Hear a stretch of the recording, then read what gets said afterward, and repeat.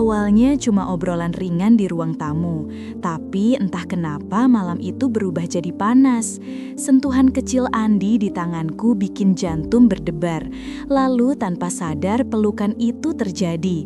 Dan akhirnya sesuatu yang seharusnya tidak pernah terjadi, benar-benar terjadi di kamar itu. Namaku Yani, usiaku 34 tahun.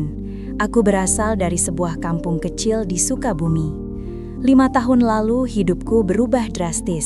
Suamiku meninggal karena sakit, meninggalkanku bersama seorang anak laki-laki yang masih kecil.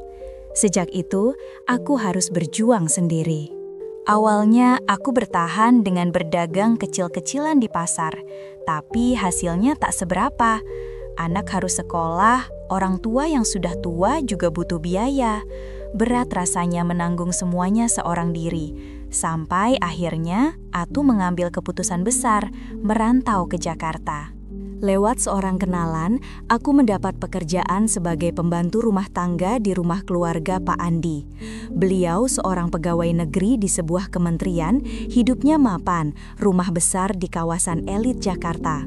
Aku sempat ragu menerima pekerjaan ini, takut tak sanggup menghadapi kehidupan kota yang keras. Tapi demi masa depan anakku, aku beranikan diri.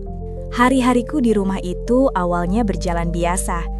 Pekerjaanku membersihkan rumah, menyiapkan makanan, dan memastikan segala kebutuhan majikan terpenuhi. Di rumah besar itu, aku hanya sering berinteraksi dengan Pak Anto, sopir pribadi keluarga yang usianya sudah di atas 50. Sosoknya ramah, seperti seorang ayah, sering mengajakku ngobrol di sela-sela kesibukan.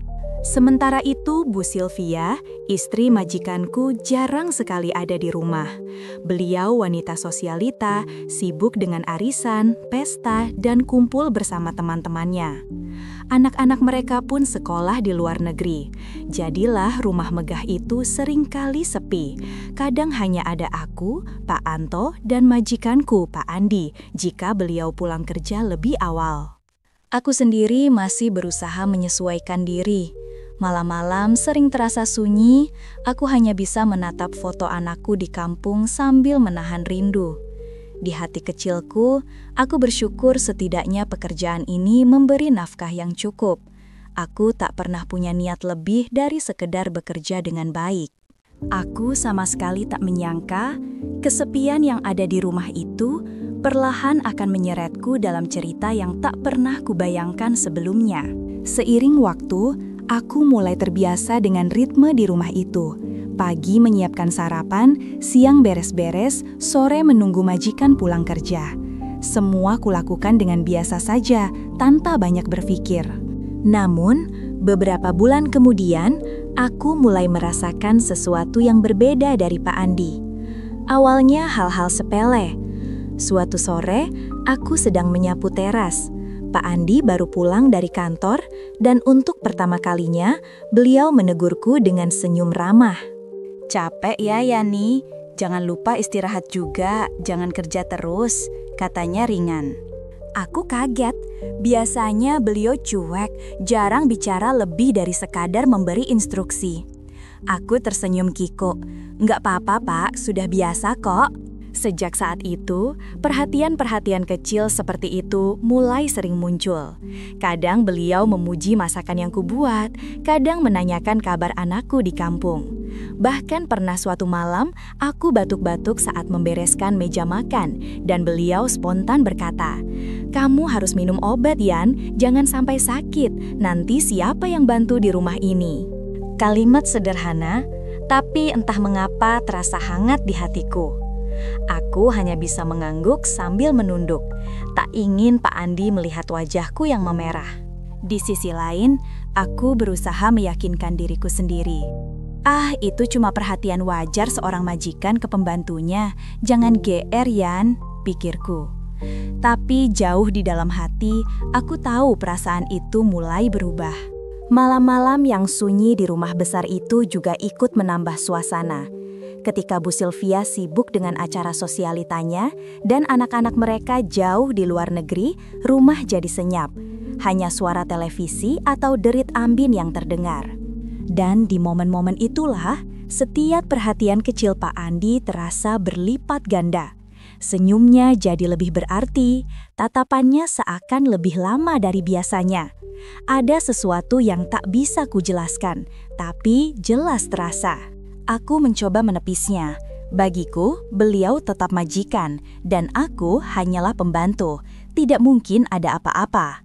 Namun, tanpa kusadari, benih kecil itu mulai tumbuh. Benih yang kelak bisa menjerumuskanku pada sesuatu yang tak pernah kubayangkan sebelumnya. Hari itu, suasana rumah terasa lebih sepi dari biasanya. Bu Sylvia pergi ke acara arisan, Pak Anto sedang keluar mengantar mobil servis. Aku kira hanya ada aku seorang di rumah besar itu.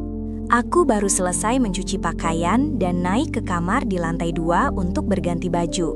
Tanpa banyak pikir, aku menutup pintu tapi tidak rapat. Aku meletakkan baju bersih di kasur, lalu mulai melepas pakaian kerjaku yang lembab oleh keringat. Saat itulah sesuatu terjadi, sesuatu yang tanpa kusadari akan menjadi awal dari semuanya. Pak Andi ternyata sudah pulang lebih awal dari kantor. Ia naik ke lantai 2 dengan langkah pelan, mungkin hendak ke ruang kerjanya. Dari kejauhan, ia melihat pintu kamarku terbuka sedikit. Niatnya hanya lewat, tapi langkahnya terhenti ketika matanya menangkap sosokku dari celah pintu. Aku tidak tahu, aku masih sibuk mengganti pakaian. Namun dari balik pintu, tatapan itu sudah membuat jantung Pak Andi berdegup keras. Sejenak ia berdiri terpaku, lalu buru-buru memalingkan wajah dan menutup pintu dengan cepat.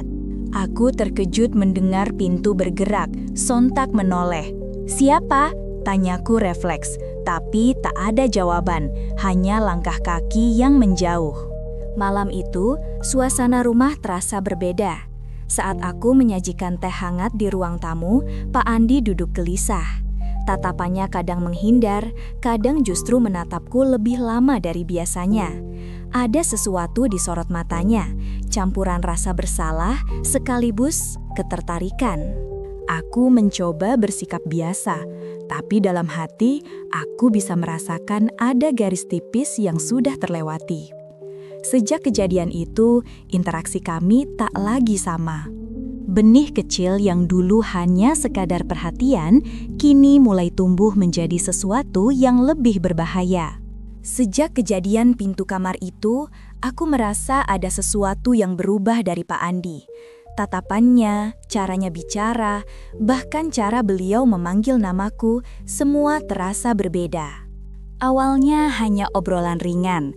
Saat aku menyajikan teh sore, beliau sering memulai percakapan.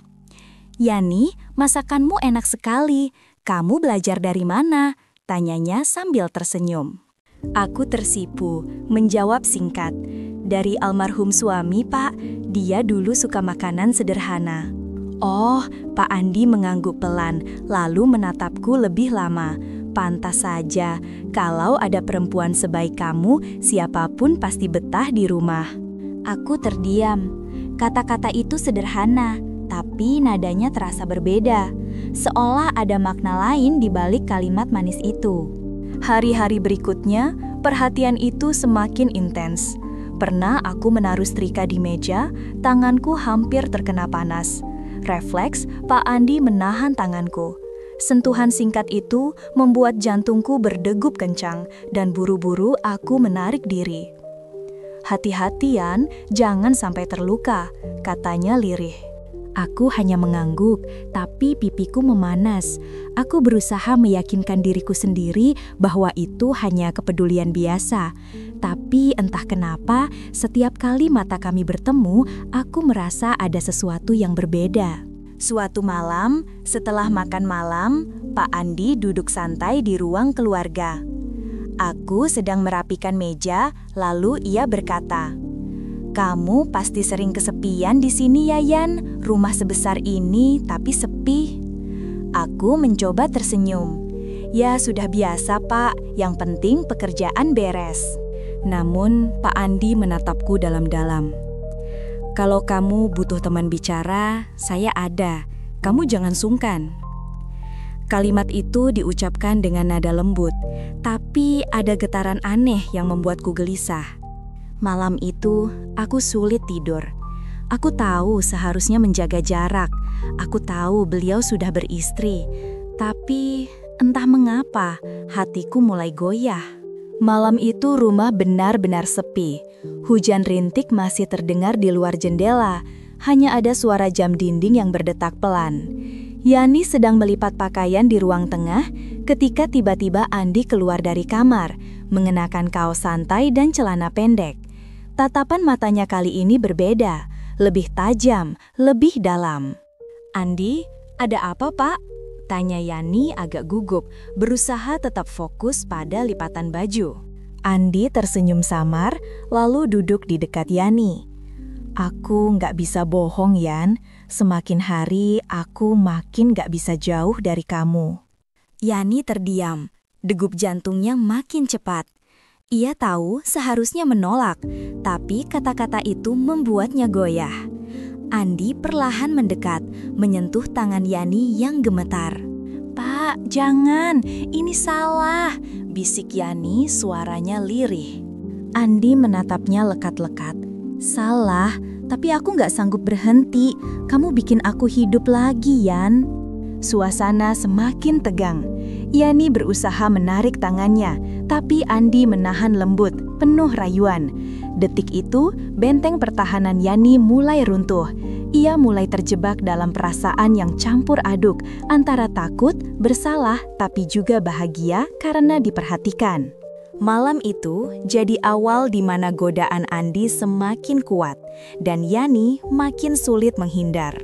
Malam itu, rumah terasa begitu sunyi. Sylvie tidak pulang karena ada acara arisan bersama teman-temannya. Yani baru saja selesai membereskan dapur, hendak kembali ke kamarnya untuk istirahat. Namun, langkahnya terhenti ketika Andi tiba-tiba muncul dari arah ruang tamu. Tatapan Andi penuh kerinduan yang sulit ditutupi. "Yan, sebentar," ucapnya pelan. Yani menunduk, berusaha menghindari pandangan itu. "Ada apa, Pak? Kalau tidak ada lagi yang perlu, saya mau istirahat." Andi mendekat perlahan, lalu menyentuh bahunya. Sentuhan itu membuat Yani terkejut, tubuhnya menegang. "Jangan pergi dulu, aku butuh kamu malam ini." "Pak, ini nggak benar, Ibu Sylvie." Suara Yani bergetar, tapi kata-katanya terhenti saat Andi meraih tangannya, menatapnya dengan penuh kelembutan, bercampur keinginan yang sulit terbendung.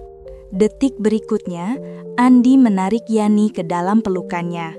Yani berusaha menolak, tapi justru semakin lemas dalam dekap hangat itu.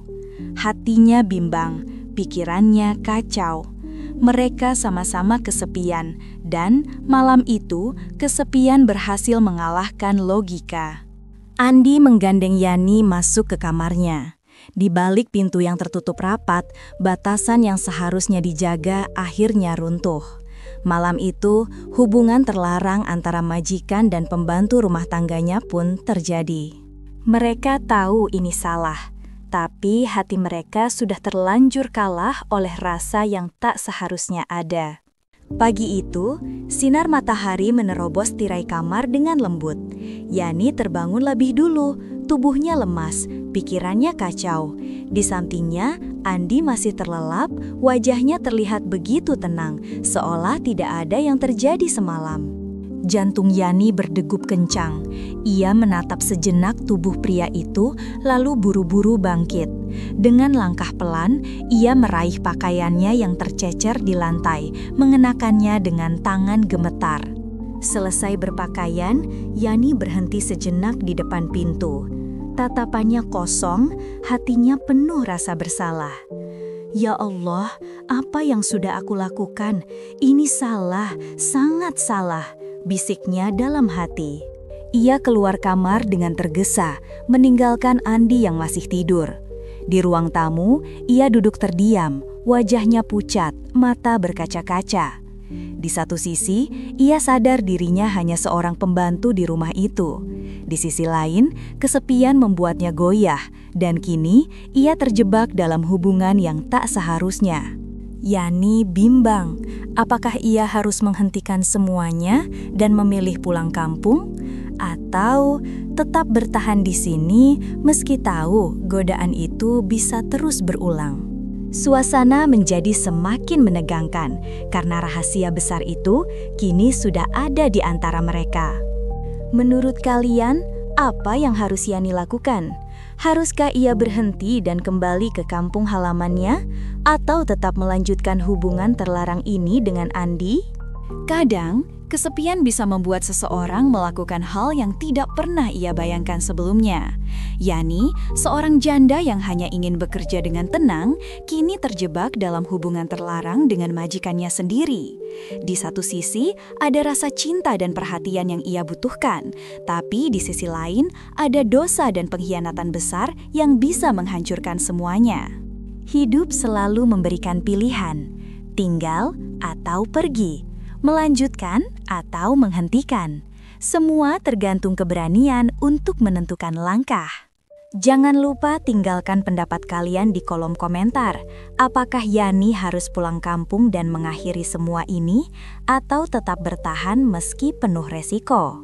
Dan sebelum lanjut ke kisah berikutnya, jangan lupa like, share, dan subscribe supaya kalian gak ketinggalan kelanjutan cerita nyata penuh drama dan emosi berikutnya.